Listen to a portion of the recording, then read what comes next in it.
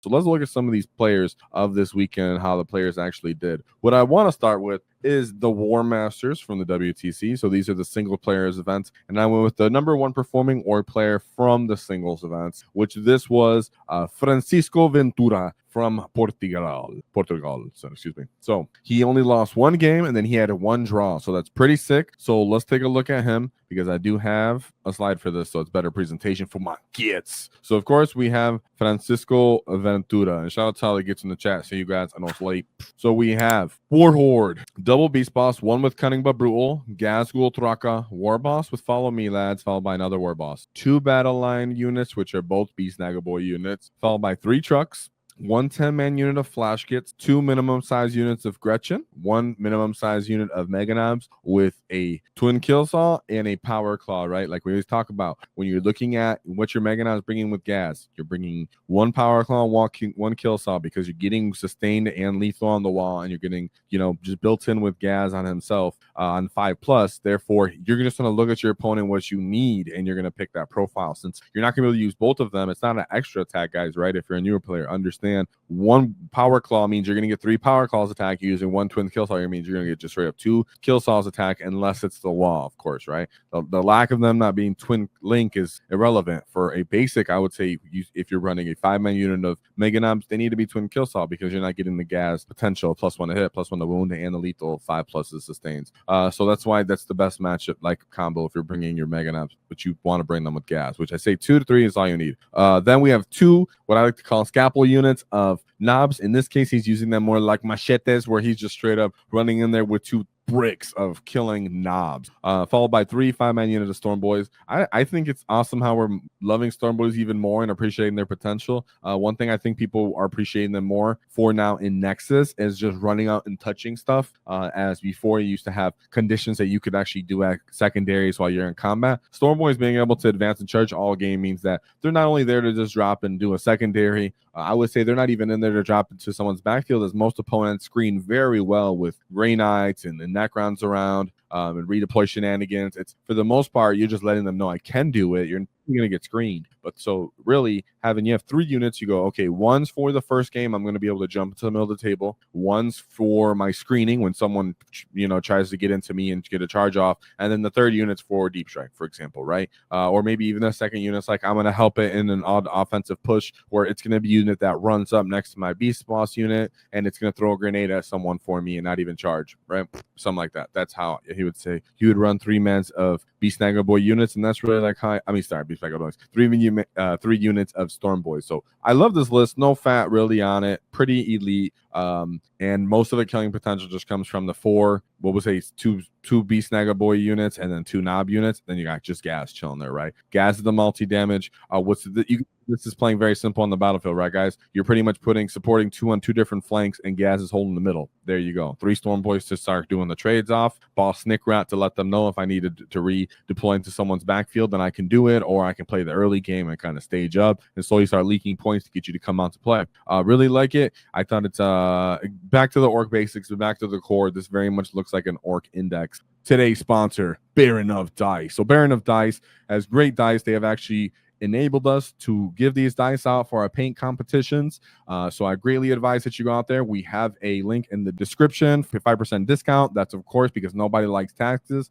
Shout out to Baron of Dice because they are actually customizing orc dice just for us that you guys will be able to get a hold of, and they look exceptional. So shout out to Baron of Dice. Really appreciate you guys, and I really do suggest you get them. I love the actual texture these dice have.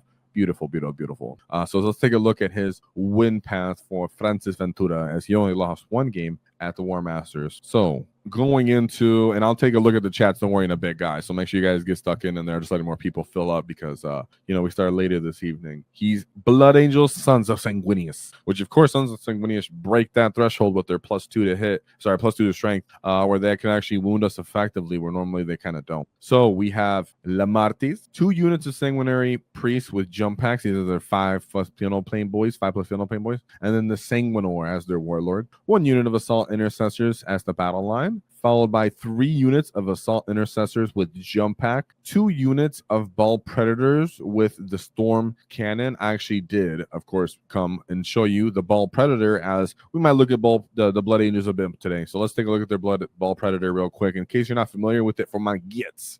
So in all, when it says it's overcharged engine ability, means you can reroll the advances, and then all the ranged weapons on the vehicle get assault. Therefore, all of the flamers that it will bring will all be assault. So you get the 2 flamers on the side, 2 heavy flamers, as that's a warrior option, and then you get the Ball Flamestorm Cannon, which is 18 inches, D6 plus 3, strength 6, -2, 2 damage. Very, very nice profile, as that's pretty much looking like the Land Raider Redeemer profile, for example, right? Very, very similar. It's like a Land Raider Redeemer profile on top, and then you also have the 2 heavy flamers, which are strength 5, -1, torrent 12 inch. So these are advancing. They're re-rolling the advance so they can get more coverage, get more into you faster. So these Ball Predators are help putting up that pressure, and then of course they're staging up. So you might even want to overwatch you as you're trying to get into their counter punching units, right? Then we have Death Companies with Jump Pack. Everybody loves and knows what those gets do. Infiltrators, Scout, Vanguards with Jump Pack, and then a Caladius Assassin. What you really are happy about here as an orc player when you're sitting with Warhorde is, one, you don't see much long range shooting here. There's no way he's really popping your trucks. You still have to be KG. You don't want to get wrapped, stuff like that. But it means he's not necessarily getting the advantage on you every time on the initiative. You can still at least stage up. For example, right? You have your safe bunkers, mobile platforms. Of course, you have fight on death with Warhorde, which is extremely important as you as a player, as an orc player, to be very precise with your strategies in your mind, to know I need to not overwhelm myself with CP right here out of a reactionary response in this matchup, as I need the CP advantage to swing these combats. So that is definitely a skill matchup, and I would say he did very great job there, as he did end up winning that game 13-14. Let's take a look at his second game, as Blood Angels are a very winnable matchup for orcs, but they're very difficult as well, as pretty much all the melee matchups are for orcs for the most part, unless it's like straight up 2 armor spams, right? Then you guys skews are different. Now we run into his second matchup, which is Team China for Team China for Tau Empire. I've seen that Tau, and I'm like communist fish. Tau Empire. Then we have the Monka detachment. We have Cadre Fireblade, Cadre Fireblade, followed by Commander, Enforcer, and Battle Suit with the exemplar of the Monka. Breacher Team, which are excellent value units. So 3 Breacher Teams, followed by 2 Devilfish. We have a Crisis Sunforged Battle Suit, followed by Hammerhead Gunshits, Krook Carnivores, Pathfinders, 2 units of Piranhas, Riptide Battle Suits, 3 units of Riptide, super effective. These are high damage units, flat 3 damage all over the battlefield, good AP. Okay, nice to see them, kind of durable. So I'm in from bringing them, right? 3 units of self battle suits. These guys can infiltrate, very cheap for 60 points. But this is something that, for example, your 30, your Storm Boys unit can go out and kind of start to trade with if they get a little bit too aggressive, and put them on the line against you as an orc player. Of course, when it comes down to Tau, as always, hoping that you go first is quite important. Hoping that you stage up and pressure appropriately is very important, and understanding that you really just got to get into them and start touching them as soon as possible. Of course, their detachment ability runs out as the game goes on, and so you as player just needs to understand the matchup and hope that the mission's kind of not necessarily in your favor, but allows you to actually play the game out right. If you're playing maybe something like Purge the Foe, sometimes that could be a little difficult for Tau for it sometimes, as in the beginning of the game they'll put their screens up to do it, but as they blow your army away and you lose killing potential, that could be a harder matchup. So I don't think that was Purge the Foe on that one. Luckily, right? Hopefully. Then we go into his third matchup.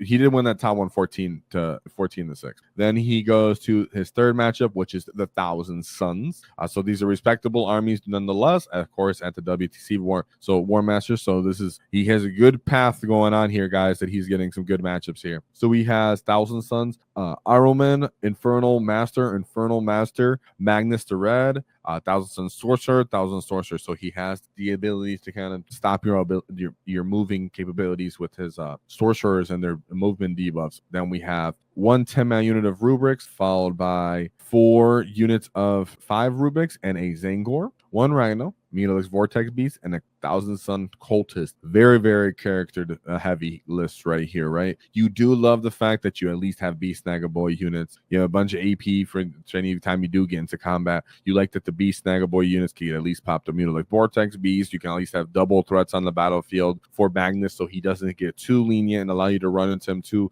willy-nilly. Nonetheless, like I would say before, when you're talking about this high level of play, the mission is very, very important.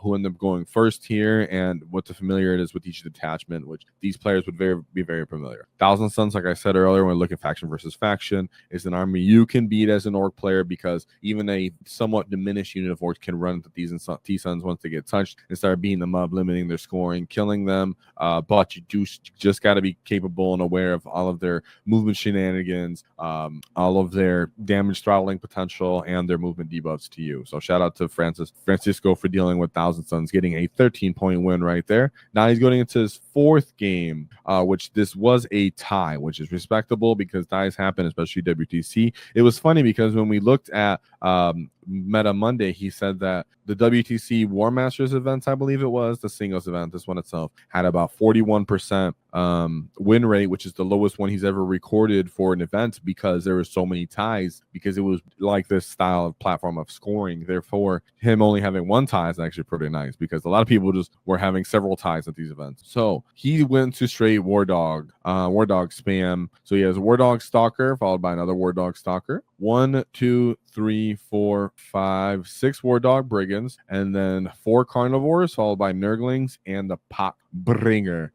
So I would consider, instead of the Proxbringer, just bringing a big unit of Nurglings would probably be more value to you in this list. But who am I to talk about a WTC players list? Nonetheless, I can see how this is such a difficult matchup for most orcs. So much OC with these. We do not trade well into them. A unit of Beast Snaggaboys, a truck, and a Beast Boss costs more than a War Dog Brigand, for example. It's very difficult to close the distance, as if you do it too willy-nilly, they can do combined arms actions of Brigands pop you and then Carnivores charge you in your truck, for example. And if you run into them, let's say into a carnivore unit and you run into it and you don't kill it with your knobs because your knobs don't reach the strength threshold that you really want to deal with these small titans, which pretty much sucks, right? Because we're strength 9, strength 10 on the wall. That's not great. That's not ideal. You can very much bounce on killing multiple carnivores. They're left over. They sweep up your knobs. So this is a game that you're going to play very cagey. So you're being cautious. They have great OC with this. Being able to move the terrain is very problematic for us, as for the most part, when you're going into nights, at least the old strat used to be, kind of still is move blocking them, right? So with mobility. So shout out to him for getting that 10-10 draw, as a lot of the time when you're 2 bolt effectively skilled players and it's a night matchup, it's a hard one to win for orcs. Winnable, because orcs can be a lot of different factions. The game's balanced right now, but definitely a difficult matchup. Shout out to him for getting a draw there. Then we go into his 5th matchup, where he got the Bringers of Flame, Adepta Sororitas. So he went to a meta bully. So he went to the Demifuge, Morgan Val, and the Triumph of St. Catherine. I feel like the Triumph and Morgan Val are like auto takes, right, guys? Auto takes.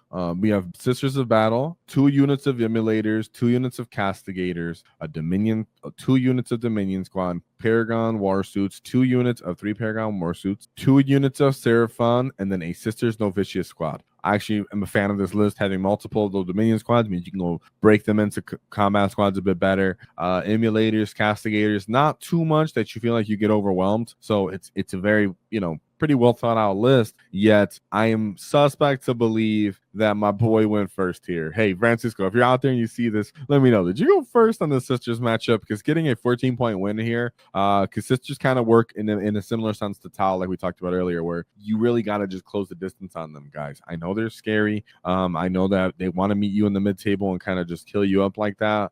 Don't stand on the mid-table, right? But you do want to start pressuring them on the side flanks. Don't let them drop into your backfield and get their devastating wound flamers off on you. That way they can start pressuring you and getting the initiative. Make them kind of front on face you, where they have to pop and trying to pop your transports, and then you can disembark in the building and be kind of safe from, you know, more of their flamers or attacks, and you have to be able to understand that they're pretty soft and pretty weak, and using all your shots to finish off a unit and stuff like that. And deployment is really important as well. So sisters are a matchup that's good for you to win as an orc. You know, being able to here we go, get out of the transport, run up and touch stuff, very important for you as well. He would be a bit, you know, I would say probably I would say he'd been confident with having Morgan Vaughn, these sisters all over the place. But that's where you got Gaz for, right? That's what you got Gaz for. And Gaz is punching down Morgan Vaughn. So shout out to him, because that's a very impressive win. I would say getting a 14-point win right there. That's a well-rounded sisters list for the most part. I didn't have, you know, the punching, I would say, besides those vehicle, you know, the Morgan Vols unit, and the which means they can't get through buildings. So that's where you can actually stage up well. Might have been a weakness. I don't know. But let's look at his final matchup, which he actually did end up losing this. This was his final game, which is a loss, right? When we talk about path to victory, where you lose is somewhat important, guys, because it puts you into different brackets. So the fact that he didn't take a loss until the final round and took his draw kind of near the middle means Francisco Ventura was on fire for his team, Portugal, even though he, right here going into the singles events. My bad. I was so excited I just pulled up his list again. That was dumb. All right, so let's look at what he ended up going into. And of course, he went into the sisters of sisters. He went into the Blood Angels. I don't know why I said that. So he went into the Blood Angels, but Gladius Task Force. So it wasn't the Sons of Sanguinius. This was a weird off-meta list. And I'll tell you now, boys, I'm not going to act like I exactly understood how this list was running, right? Of course, we have the old-fashioned Apothecary Biologist with the Fire Discipline, been old faithful since Index, Librarian and Phobos armor. Of course, we see 3 Ball Predators again, which we did talk about with the Flamers, looking strength 6, -2, 2 damage at 18 inch. Everything's assault when you advance, and you can reroll the advance for those Ball Predators. They're heavy Flamers, Ken. So a bunch of different Flamers for 125 points with decent defensive chassis right there. Centurion Devastator Squad, a Death Company Dreadnought. So that Death Company Dreadnought's at least going to be able to like advance and charge that one turn when he's ready to go in Gladius. So that's kind of cool. He has another Death Company Dreadnought, 3 of them actually, an Eradicator Squad, Inceptor Squad, Inceptor, Infiltrator Squad, Librarian Dreadnought, and then 2 Scout Squads. So here's the thing. From the little bit that I did try to understand from this list, because I don't, you know, I can only know so much.